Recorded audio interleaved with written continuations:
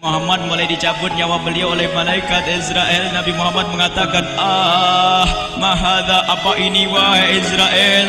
Malaikat Israel kemudian menjawab, ya Rasulullah, itu adalah sakaratul maut.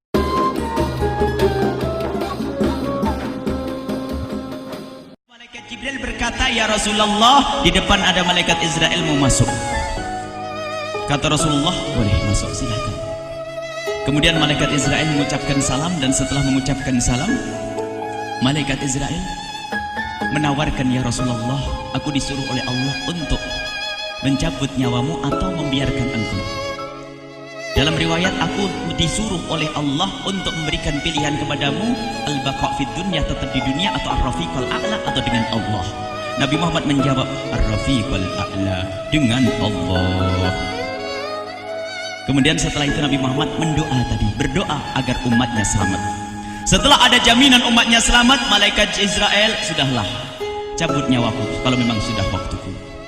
Mulailah Nabi Muhammad dicabut nyawa beliau oleh malaikat Israel. Dan di saat Nabi Muhammad mulai dicabut nyawa beliau oleh malaikat Israel, Nabi Muhammad mengatakan, mahadha, apa ini wahai Israel? Malaikat Israel kemudian menjawab, ya Rasulullah, itu adalah sakaratul maut, itu adalah sakitnya di dalam kematian. Kemudian Nabi Muhammad mengangkat tangannya sambil berucap, la ilaha illallah, inna lil mauti la sakarat, tidak ada Tuhan selain Allah, sungguh di dalam kematian ada sakitnya, sakit kematian, yaitu sakaratul maut. Kemudian Nabi Muhammad memohon, ya Allah, Allahumma khafif alayya sakaratul maut, ya Allah, ringankan sakaratul mautku ini, ya Allah. Dijawab oleh malaikat Israel, ya Rasulullah, itu sudah aku ringankan 70 kali. Nabi Muhammad menoleh, apa malaikat Israel? Sudah kau ringankan 70 kali keringanan? Iya ya Rasulullah, sungguh aku tidak pernah mencabut seorang hamba lebih lembut dari cara mencabut nyawamu.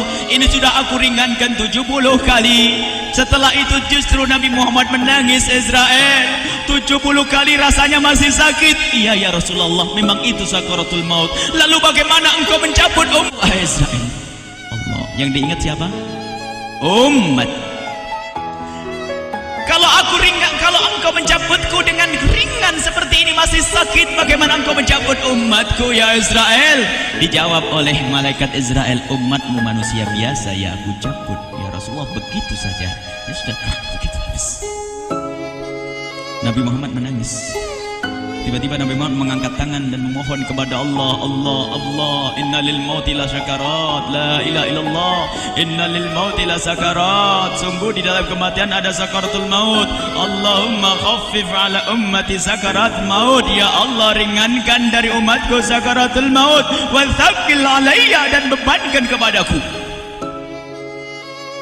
Sampai tidak sadar doanya Nabi Muhammad seperti itu, thaqqil alayya, itu doa cinta. Seorang ibu yang pernah punya anak itu, lihat kalau doa Rasulullah ini masih dilakukan, bagaimana Rasulullah bisa doa begitu? Itu bahasa cinta yang tidak bisa diterjemahkan dengan oleh akal. Seorang ibu kadang-kadang, ibu yang di belakang, ibu mau dikasih sakit oleh Allah? Mau bu? Ibu jauh sekali. Ibu mau dikasih sakit? Jawabnya tidak mau.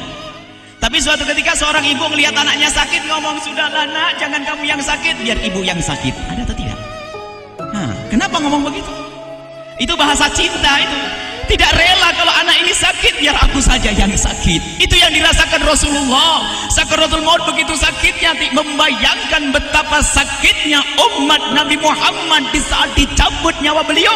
Maka Rasulullah mengatakan, ya Allah, ringankan sakaratul maut dari umatku, bebankan kepadaku saja ya Allah. Wala sawfa yu'tika fatarda. Permintaan Nabi Muhammad tidak ditolak oleh Allah, dikabul dan dikabul wahai Muhammad.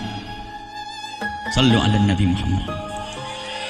Dan benar, sakaratul maut kita ditahan oleh Rasulullah, ditanggung oleh Rasulullah, sehingga digambarkan oleh Imam Bukhari di saat Nabi Muhammad dicabut nyawa beliau, Siti Aisyah yang ada di situ. Rasulullah berada di pangkuan Siti Aisyah, yang saat itu Siti Aisyah melihat keringat dingin keluar dari kening Rasulullah. Siti Aisyah tidak pernah melihat keringat keluar seperti itu. Bahkan di saat dipegang kepala Rasulullah, panasnya melebihi dari panasnya orang biasa. Setiap kali ada kain dicelupkan di air, ditempelkan di kening Rasulullah langsung mengering. Saat itu Nabi Muhammad mengucapkan kalimat la ilaha illallah innal lil mauti la sakarat. Kemudian Nabi Muhammad berpesan dengan banyak pesan, dan di antara pesan Rasulullah adalah akri minni ala ummati salam, akri minni salam ala ummati wa ala man ittaba'ani wa ala man tabi'ani min ila yaumil qiyamati. Aku titip salam kepada umatku dan orang yang mengikutiku sampai hari kiamat. Sadari salam Rasulullah. Sebelum meninggal masih ingat titip salam. Salam kepada siapa?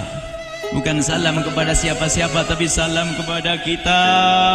Maka mari kita mengucapkan salam kepada Rasulullah, karena Rasulullah sudah salam duluan kepada kita. Mari kita sejenak bersalam kepada Rasulullah dan hadirkan Rasulullah ada di mata kita dan di hati kita.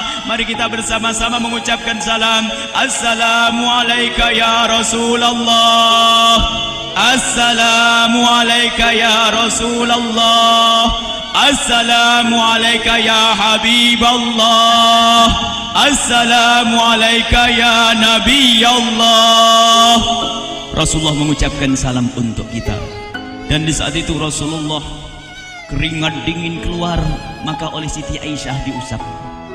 Oleh Siti Aisyah diusap, bayangkan saat itu Nabi Muhammad di pangkuan Siti Aisyah dan diusap oleh Siti Aisyah. Siti Aisyah berkata, keringat Rasulullah mengucur deras hingga aku usap, dan aku usap dengan tangannya Rasulullah.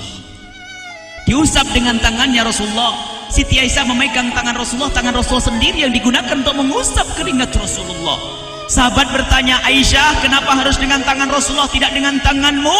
Lihat jawab Siti Aisyah, karena tangan Rasulullah lebih lembut dari tanganku. Sallu ala Nabi Muhammad.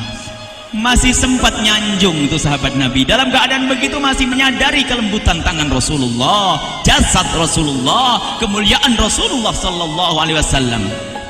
Dan aku lebih menginginkan bahwasanya yang menyentuh jidat Nabi Muhammad adalah tangan yang paling mulia di dunia dan di akhirat. Siti Aisyah nggak berani menyentuhkan. Pengennya yang disentuhkan di kening Rasulullah adalah tangannya Rasulullah sallallahu alaihi wasallam. Kemudian setelah itu Nabi Muhammad merasakan sakit yang sangat untuk kita. Kemudian Nabi Muhammad mengangkat tangan tinggi-tinggi mengucapkan la ilaha illallah inna lil mauti la sakarat. Tiba-tiba tangan itu semakin turun dan ditangkap oleh Siti Aisyah. Dan di saat tangan itu jatuh di tangan Siti Aisyah, kemudian tiba-tiba paha Siti Aisyah merasakan berat kepala suci Rasulullah. Dan saat itu Siti Aisyah sadar bahwasanya Rasulullah sudah kembali kepada Allah Subhanahu wa taala. Sallu ala Nabi Muhammad. Siti Aisyah bingung di saat melihat seperti itu. Ditaruh pelan-pelan wajah Rasulullah sambil menangis lalu berkata, Rasulullah sudah meninggal. Para sahabat Nabi pada bingung. Sayyidina Ali tiba-tiba terduduk, nggak bisa berdiri. Sayyidina Utsman nggak bisa ngomong. Ada orang Sayyidina Zaid berkata, aku baru melihat Rasulullah. Setelah ini aku tidak mau melihat lagi selain Rasulullah. Ya Allah, butakan mataku. Aku tidak ingin aku kotori mataku dengan selain Rasulullah. Dan dibutakan oleh Allah. Bermacam-macam kejadian saat itu. Madinah heboh luar biasa dengan meninggalnya Rasulullah sallallahu alaihi wasallam. Dan sungguh meninggalnya Nabi Muhammad adalah menghidupkan hati yang mati kalau orang faham.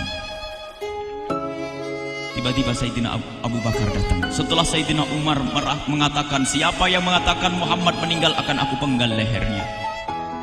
Jangan seperti orang-orang Nabi Muhammad sekarang lagi pergi seperti waktu Musa pergi kepada Tuhannya, kepada Allah, nanti akan kembali kepada kita. Muhammad belum meninggal. Ini adalah karena kecintaan Sayyidina Umar bin Khattab, tidak ingin Nabi Muhammad pergi. Tiba-tiba datang Sayyidina Abu Bakar As-Siddiq lalu masuk ke kamarnya Rasulullah, lalu masuk kepada Rasulullah, kemudian mengecup kening Rasulullah. Dan Sayyidina Abu Bakar berkata, ya Rasulullah, tibta hayyan wa mayyita. Ya Rasulullah, engkau tetap harum dalam keadaan hidup dan harum setelah meninggal dunia. Sallu ala Nabi Muhammad. Hingga sampai setelah hari besoknya meninggal Rasulullah Senin sore, Selasa malam, Rabu dikubur Rasulullah sallallahu alaihi wasallam. Setelah dikubur, Sayyidat Fatimah bertanya kepada Sayyidina Abdullah ibn Abbas, Sayyidina Anas, wahai Anas, hai Anas, sambil menangis Sayyidat Fatimah Zahra, hai Anas, bagaimana engkau tega? Atabat anfusukum an tahtu ra'sa Rasulillah. Apakah engkau rela menaburkan debu di atas kepala Rasulullah? Sayyidina Anas menangis kaget, ya wahai binta Rasulullah, kalau kami tidak dilupakan oleh Allah, niscaya tidak ada yang bisa mengubur Rasulullah. Jadi saat itu dilupakan oleh Allah, sehingga mereka tidak menyadari melakukan itu semua. Kalau mereka sadar, tidak akan bisa mengubur Rasulullah sallallahu alaihi wasallam. Ini yang diungkapkan oleh Sayyidina Anas, kalau seandainya kami tidak dilupakan oleh Allah, niscaya kami tidak akan mampu mengubur Rasulullah sallallahu alaihi wasallam. Kami yang hadir di sini, ya Allah, ingin senantiasa hadir di hati kami kekasih-Mu Nabi Muhammad. Maka kami mohon, ya Allah, jadikan kekasih-Mu Nabi Muhammad yang akan, ya Allah, yang akan mendampingi kami kelak saat Kau cabut nyawa kami, seperti yang Kau wahyukan kepada kekasih-Mu Nabi Muhammad. Wa absyiru bil jannati, semua hamba yang beriman akan menyaksikan surga, ya di saat dicabut nyawa mereka. Dan surga, di tempat surga itu yang paling mulia adalah Nabi Muhammad. Maka kami mohon, ya Allah, saat Kau cabut nyawa kami, ya Allah, hadirkan Nabi Muhammad di hati kami, ya Allah. Dan kami mohon, ya Allah, saat di alam barzah nanti, ya Allah, saat yang sangat mengerikan itu, ya Allah, kami mohon hadirkan kekasih-Mu Nabi Muhammad, sehingga kami tidak takut dan gentar lagi dengan malaikat mungkar nakir. Dan ya Allah, kami mohon di saat di padang mahsyar nanti, ya Allah, hadirkan kekasih-Mu Nabi Muhammad. Jadikanlah kekasih-Mu Nabi Muhammad yang akan menemani kami dan akan membonceng kami, membawa kami ke telaga Kausar. Lalu kami diberi air minum dari air telaga Kausar hingga kami tidak akan haus selama-lamanya. Ya Allah, jadikan kekasih-Mu Nabi Muhammad yang akan menemani kami di saat kami menyeberang Siratal Mustaqim hingga kami tidak akan terjerumus ke neraka Jahanam. Dan jadikan kekasih-Mu Nabi Muhammad yang akan kami saksikan setiap saat di surga-Mu, ya Allah. Ya Allah, jadikan kekasih-Mu Nabi Muhammad yang senantiasa, ya Allah, kami lihat kelak di surga. Dan jadikan ucapan kami di akhir hayat kami kelak